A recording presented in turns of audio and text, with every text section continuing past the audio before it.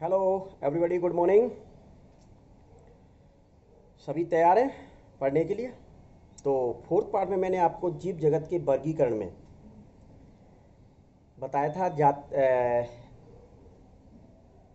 जीवों के लक्षण, सजीव के लक्षण बताते हुए उनमें अंतर बताए थे। तो उसी समय मैंने कहा था आपको, अब अगले पांचवा पार्ट जब भी मैं लेकर आऊँगा तो उस समय मैंने आपसे कहा था जैव विविधता बताऊंगा और वर्गीकरण की आवश्यकता क्यों महसूस होती है, वर्गीकरण क्या होता है, इसके बारे में बताऊंगा। तो सबसे पहले अपन टॉपिक को लेके चलते जैव विविधता। तो देखिए बेटा, जैव विविधता, बायो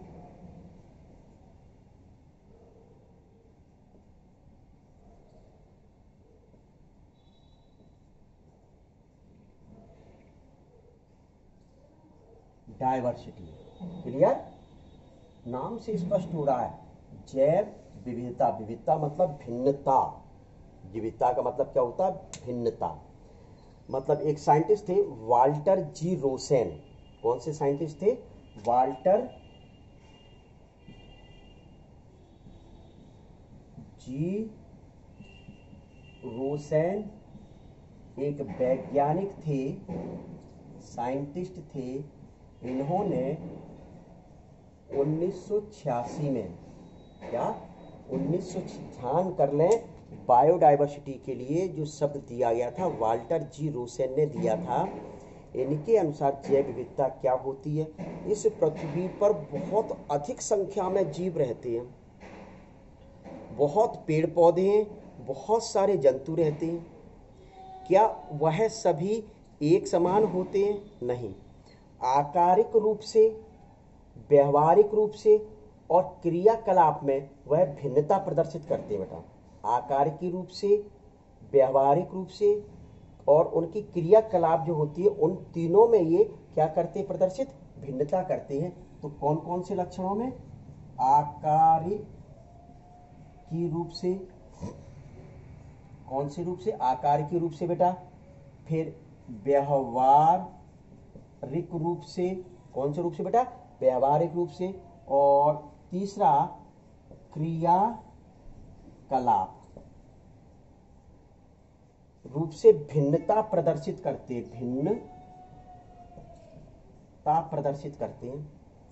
तो स्वाभाविक है जब ये सभी जीव इस पृथ्वी पर, चाहे पौधे हों, जंतु हों, एक पौधा भी मुख्य रूप से आकारिक रूप से क्या या व्यवहारिक रूप से, क्रियाकलाप से भी भिन्नता प्रदर्शित करते हैं। इसी प्रकार से बेटा जंतु जो होता है, वह जंतु भी इन तीनों लक्षणों में भिन्नता प्रदर्शित करता है। जब भिन्नता प्रदर्शित करता है तो स्वाभाविक है इनकी इसी भिन्नता को, इसी अंतर को, वेरिएशंस को बायोडाइवर्सिटी या जैव विविधता वैज्ञानिक वाल्टर जी रोसेन ने 1986 में शब्द का उपयोग किया था। जैसे कि इस पृथ्वी पर बेटा प्रोटोजोआ, क्या प्रोटोजोआ की कितनी जातियां पाई जाती है? 30,000। ये 30,000, इतनी अधिक संख्या पाई जा रही है इनकी। क्या इतनी अधिक संख्या पाई जा रही है बेटा? तो निडेरिया की, जैसे निडेरिया मतलब सिलेंट्रेटा। निडेरिया का मतलब बेटा क्या? सिलेंट्रेटा की 9,000 पाई जाती स्पीसीज। एक एग्जांपल दे रहा हूं, पूरा सभी की नहीं मैं बता रहा हूं। आर्थ्रोपोडा, क्या आर्थ्रोपोडा, आर्थ्रोपोडा में लगभग 8.2 लाख, क्या 8.2 लाख या 3 लाख की लगभग मुख्य रूप से संख्या होती है। इस आर्थ्रोपोडा में भी यदि व्यवहारिक दृष्टिकोण से बांट दें तो दो भाग होते हैं, इंसेक्टा होते हैं। इस इंसेक्ट, ये जो बरसात में देखे होंगे कीड़े मकोड़े, चाहे कॉकरोच ले लो, चाहे मच्छर ले लो, मक्खी ले लो, क्या मक्खी ले लो, बटरफ्लाई ले लो, ये सभी इंसेक्ट आते हैं। इनके अलावा भी कुछ जीव जो होते हैं वह मुख्य रूप से इसके अंतर्गत आते हैं। जैसे बिच्छू वगैरह जो हैं, यह कीट नहीं होते हैं, बिच्छू आर्थ्रोपोडा का ही दूसरा जीव होता है। तो इस प्रकार इंसेक्ट जो होते हैं वो लगभग 7.5 लाख, और इसके अलावा जो अन्य होते हैं वो लगभग 70,000 के लगभग इनकी जनसंख्या होती है। विशेष ध्यान दें, ये बेटा अप्रॉक्सीमेटली 100% यही संख्या नहीं, ये नई नई खोज होती चली जाती तो इनकी या तो संख्या बढ़ती चली जाती है, इनकी संख्या बढ़ती चली जाती है। तो इतनी अधिक संख्या में जीव पाए जाते हैं और उनके क्रियाकलाप हो, चाहे व्यवहार हो और आकारिक रूप हो, उनमें सभी में भिन्नता पाई जाती है। उसी को वाल्टर जी रोसेन वैज्ञानिक ने बायोडाइवर्सिटी नाम दिया था।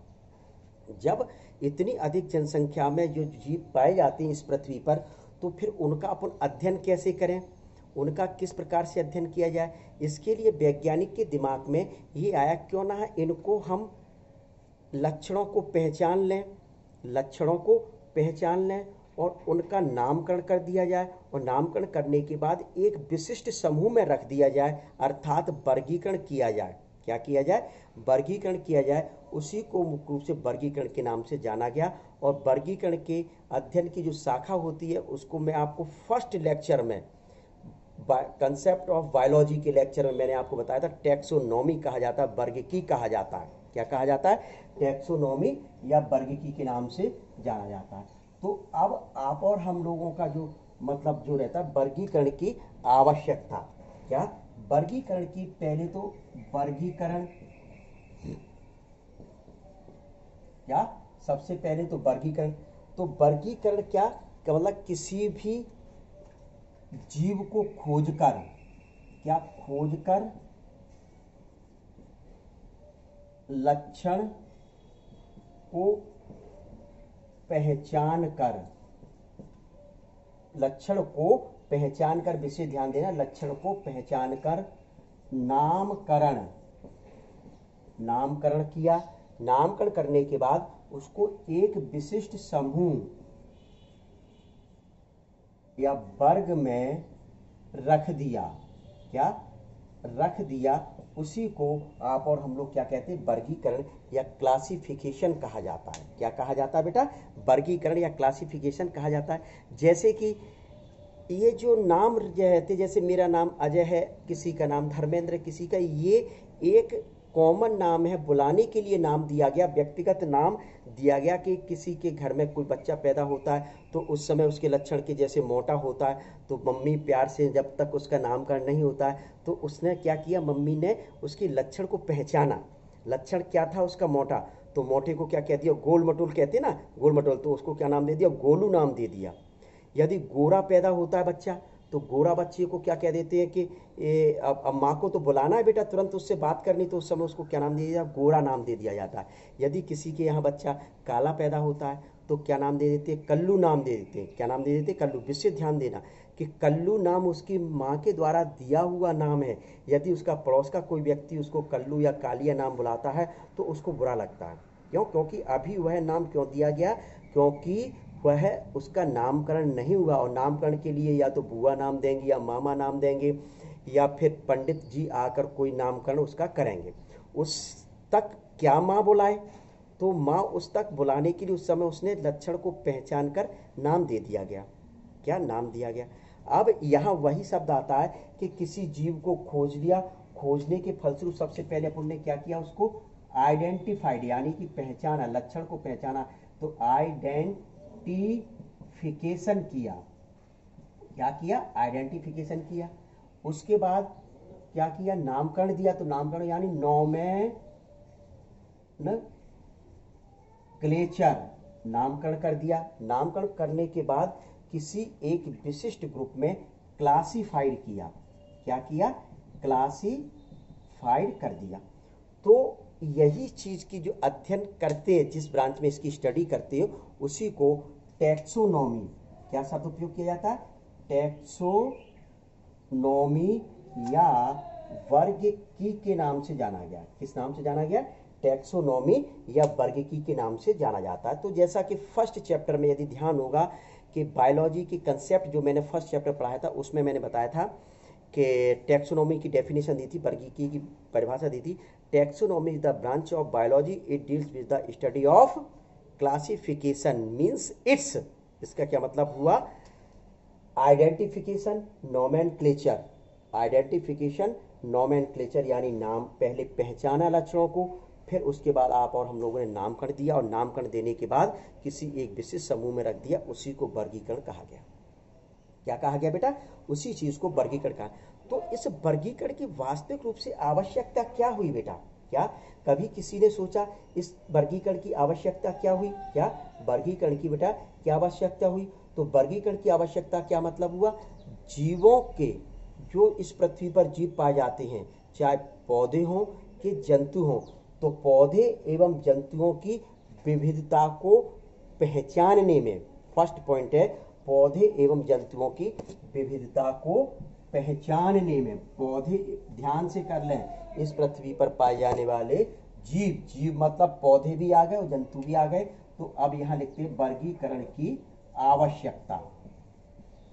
आवश्यकता क्या महसूस हुई वर्गीकरण की?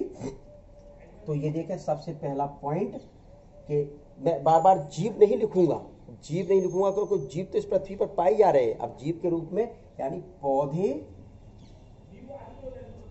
व जंतु, पौधे व जंतु की जो विविधता होती है, उस विविधता को पहचानने में ये वर्गीकरण सहायता करता है। वर्गीकरण सहायता करता है। तो इंग्लिश में इसको आप और हम लोग क्या लिख सकते हैं? It help us to, it help us to plant and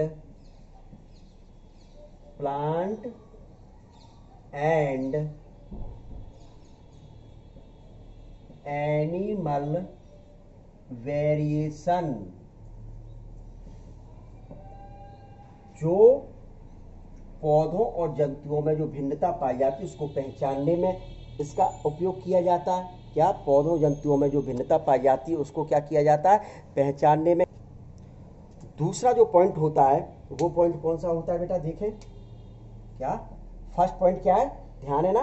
first point क्या है कि पौधों व जंतुओं की जो विविधता होती है उसको पहचानने में इसकी हेल्प की जाती है। दूसरा, वर्गीकरण, जो वर्गीकरण होता है वो जीवों को पहचानने में सहायता करता है। क्या? वर्गीकरण जो होता है वो जीवों को पहचानने में सहायता करता है। तो क्या लिख सकते हैं? इट, वही यहां से यहां तक आपको डॉट डॉट रहेगा, it help us to, it help us to, पहचानने को क्या कह देते हैं? आइडेंटिफिकेशन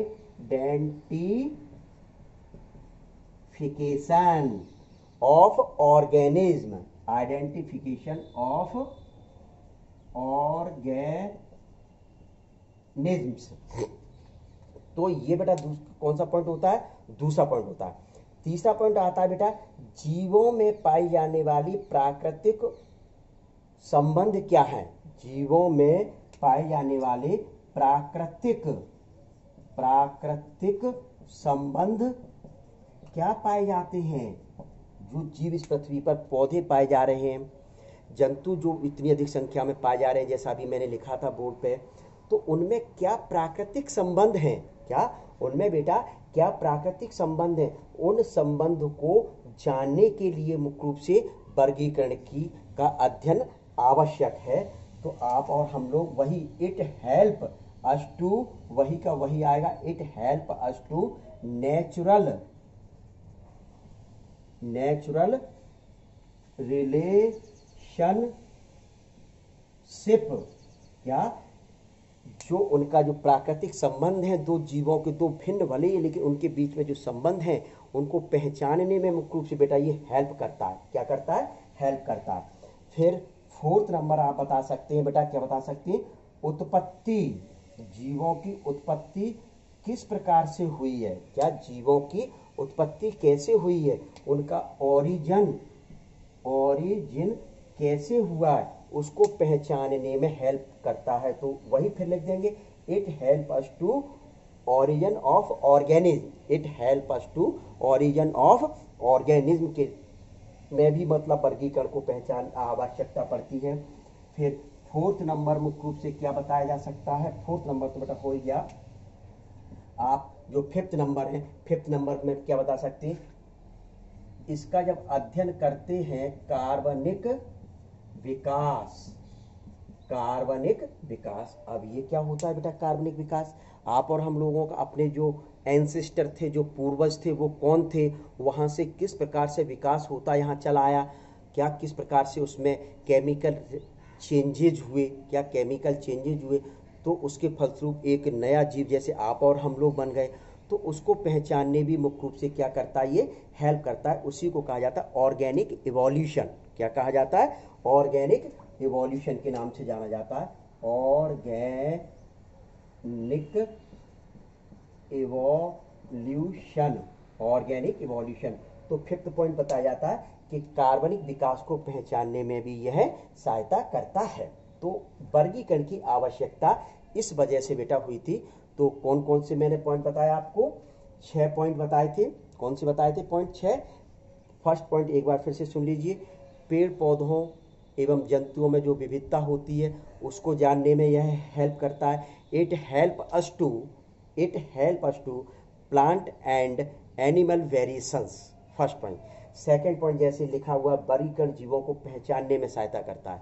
जो इस पृथ्वी पर पेड़ पौधे जो पाए गए उनको आइडेंटिफाइड करने में भी मुख्य रूप से हेल्प करता है। तो देखिए कि प्रॉब्लम नहीं है बेटा, बाइलिंगुअल में कोई प्रॉब्लम नहीं है कि मैं बोर्ड पर दोनों चीज़ें ही लिख रहा हूँ।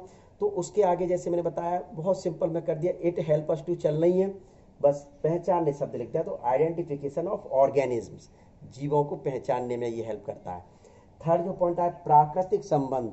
इस पृथ्वी पर जो बहुत अधिक संख्या में जीव पाए गए उन जीवों के संबंध क्या हैं, उन जीवों में आपस में क्या संबंध है, तो उनको पहचानने में, यानी प्रकृति में जो जीव पाए जा रहे हैं उनके बीच में क्या रिलेशनशिप है, क्या, तो it help us to natural relationship of organisms, clear. फिर फोर्थ नंबर का पॉइंट आता है कि जीवों का ओरिजिन किस प्रकार से हुआ है, उत्पत्ति उनकी कैसे हुई है, उसको पहचानने में भी मुख्य रूप से ये हेल्प करता है। ये फिफ्थ नंबर का जो पॉइंट आता है बेटा वह क्या आता है, ऑर्गेनिक इवोल्यूशन। जीवों में एक नई जाति का विकास कैसे हुआ है, जीवों में एक नई जाति का विकास कैसे हुआ है, उसी को कहा जाता है ऑर्गेनिक इवोल्यूशन और कार्बनिक विकास। तो ये कार्बनिक विकास किस प्रकार से होता है, तो उसको पहचानने में भी वर्गीकरण की आवश्यकता पड़ती है। ठीक है बेटा। तो ये आपको जैसे मैंने बताया था कि आज मैं आपको बायोडाइवर्सिटी यानी जैव विविधता और वर्गीकरण की आवश्यकता क्यों हुई, ये इसके अंतर्गत मुख्य रूप से बताया गया। ठीक है बेटा। अब आगे जो भी 6 चैप्टर जो आएगा, क्या 6 नंबर का जो पार्ट आएगा जीव जगत के वर्गीकरण में, क्या जीव जगत के वर्गीकरण में जो 6 नंबर का पार्ट आएगा, तो उसमें मुख्य रूप से मैं आपको क्या पढ़ाऊँगा बेटा, क्या बताऊँ, आपके सिलेबस के अकॉर्डिंग चलूँ तो स्पीशीज के बारे में बताऊँगा, क्या जाति के बारे में मैं आपको पढ़ाऊँगा। ठीक है, तो इंतज़ार करें। आपको नहीं समझ में आता है तो बेटा मेरे आप व्हाट्सएप नंबर पर निश्चित लिखें, और कोई समस्या हो तो मेरे से, मतलब मेरा जो नंबर आप लोगों के पास है ही, तो फ़ोन करके मुझसे समय समय पर पूछते रहें, लेकिन पढ़ाई अवश्य करते रहें। ठीक है बेटा, बाय।